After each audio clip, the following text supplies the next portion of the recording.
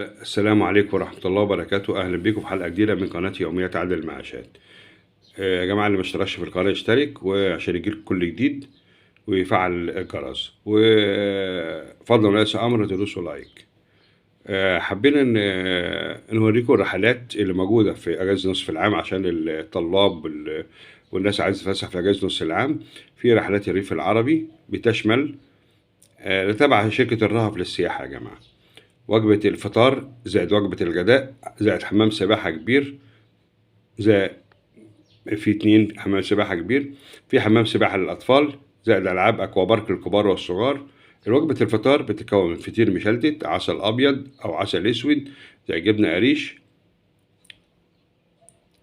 وجبة الغداء وجبة الريف مكونة من سمانة وربع فراخ زائد سيخ كفتة. جميع الوجبات يتم تقديمها على شوايات. ووجبة الأطفال من سن 4 سنوات.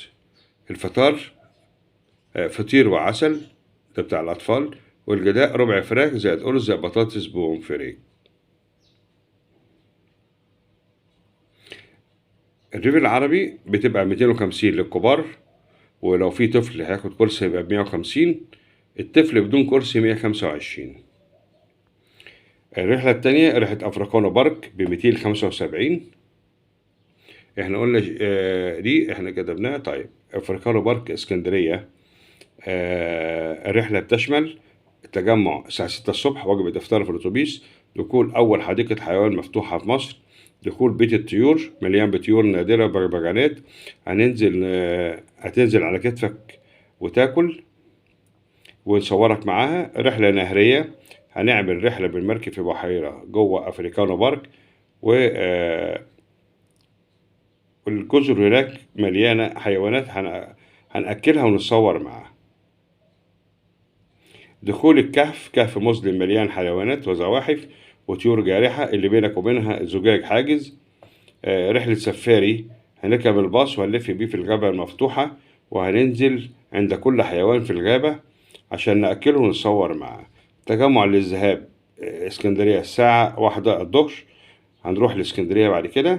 جولة حرة بالاسكندرية عند شارع خالد بن وليد. التجمع للعودة الساعة 6 مساء.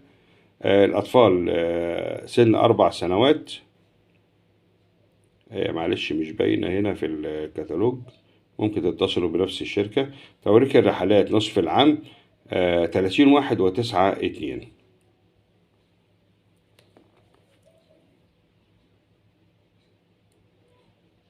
الحجز والاستعلام شركة الرهف للسياحة 011 212 212 39 0100 93 900 52.